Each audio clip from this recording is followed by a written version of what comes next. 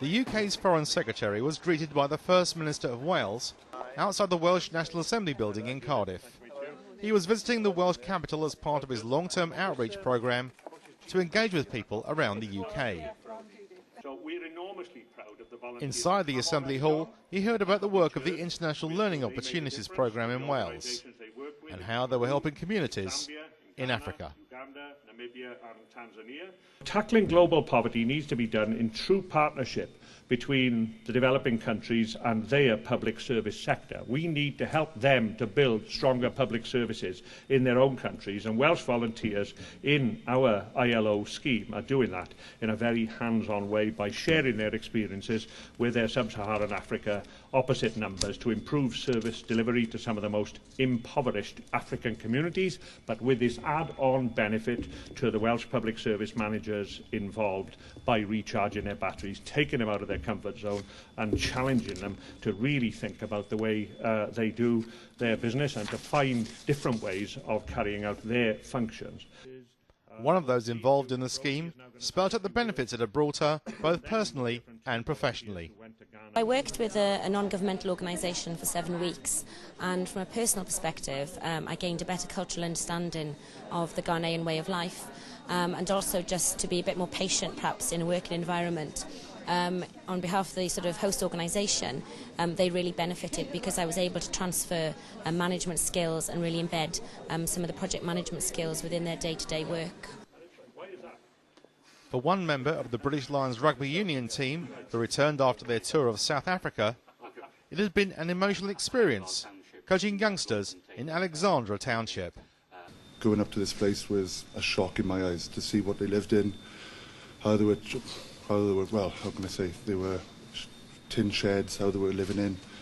And then I was fortunate to coach these kids, and these kids for them was a massive thing, and to hand them out kit. There was a lot of kids who were crying, and you know, it was brought a tear to my eyes in the end, because you don't realise how lucky we are, and to see them was you know, a great thing. The Foreign Secretary praised the work of ILO and its efforts to achieve the Millennium Development Goals in Africa. We'll only be able to tackle world poverty if governments get their act together, but also if citizens are mobilised. And I think this programme to spread the excellence of Welsh government around Africa is really an exciting one. And meeting the people today, I think one's got a very clear example of how individual professionals can make a difference alongside big government action. He spoke about the need to recognise helping others who are less fortunate. The moral imperative in respect of African underdevelopment is very, very profound.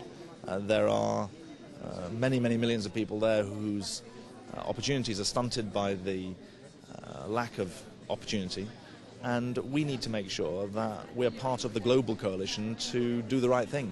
And I think that people in Wales and people in the UK feel that moral sense, and certainly the government feels it too.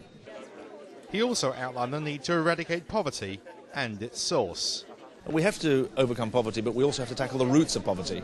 We have to tackle the lack of educational opportunity, the lack of health care that kills mothers in childbirth, the lack of good government that condemns people to a lack of effective provision. And of course we also have to tackle the terrible conflicts that create massive numbers of refugees and blight people's lives. So this is a big programme, but the whole world signed up to the Millennium Development Goals. The government's at the forefront of trying to meet them, and we want to rally British public opinion behind that, as well as British public action.